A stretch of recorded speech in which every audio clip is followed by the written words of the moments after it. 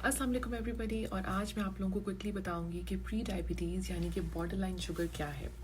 अब ये एक बहुत ही इंपॉर्टेंट क्वेश्चन है। हम बचपन से सुनते आ रहे हैं, हमारे बड़े बूढ़े कहते हैं यार डॉक्टर ने हमें कहा हमें तो हमारी शुगर बॉर्डर लाइन है, अब हमने एहतियात करनी है। तो प्री डायबिटीज़ आपकी बेसिकली शुगर की रेंज अगर 90 से 110 के बीच में यानी 90 से 110 के बीच में है, फास्टिंग ब्लड शुगर जब आप उठते हैं और आपने 8 से 9 घंटे से कुछ नहीं खाया हुआ, तो चांसेस हैं कि आपको प्री डायबिटीज़ है।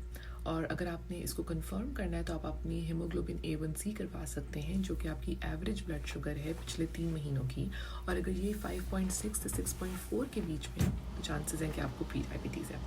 अब प्री डायबिटीज़ के बारे में हम इतनी बात क्यों करें, हम ऐसा क्यों इम्पोर्टेंट क्यों है, हमने इसका डिस्कशन क्यों करनी है?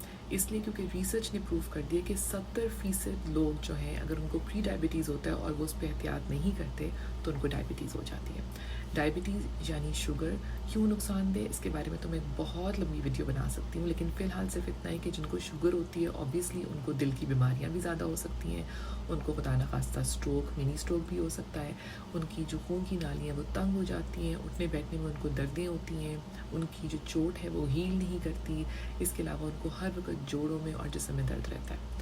तो इन सब वजूहात की वजह से हमारा जो सबसे पहला गोल है वो ये कि हमने शुगर नहीं होने देनी।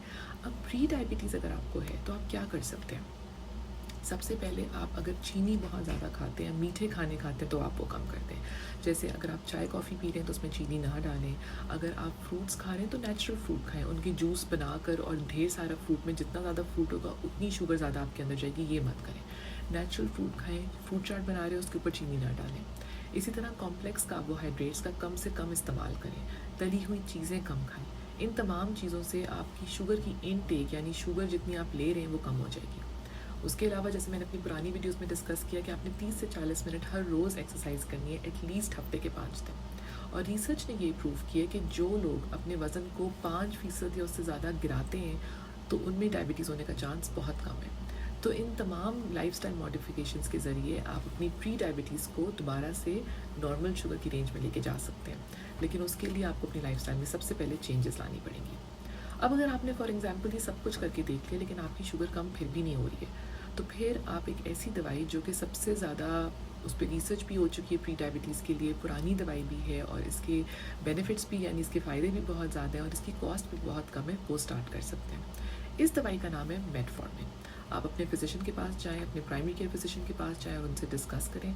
जिन लोगों को किडनी की बीमारी होती है उसमें हम ज़रा कॉशियस होते हैं दवाई देते हुए, लेकिन अदरवाइज ये दवाई काफ़ी सेफ़ है। कुछ लोगों को इससे डायरिया हो जाता है लेकिन मोस्टली लोग इसको सही से टॉलरेट करते हैं। तो अगर तो आपने सब कुछ कर लिए और आपको नहीं आपकी शुगर कम हो रही तो फिर आप मेटफॉर्मिन ले सकते हैं।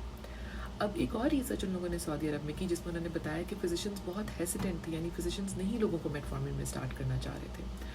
अब ठीक है, आप किसी को नई दवाई पे नहीं शुरू करवाना चाह रहे, लेकिन अगर उसने तमाम लाइफस्टाइल को चेंज कर लिया, उसने खाना भी कम कर दिया, वज़न भी गिरा दिया, लेकिन उसका नहीं शुगर कम हो रही, तो फिर उनके फ़ायदे में, उनके हक़ में यही है कि आप उनको मेटफॉर्मिन पे स्टार्ट करा दें, क्योंकि डेफिनेटली आप ये नहीं चाहते कि आपकी प्री डायबिटीज़ डायबिटीज़ में चेंज हो जाए। तो until next time, take care, अल्लाह हाफ़िज़।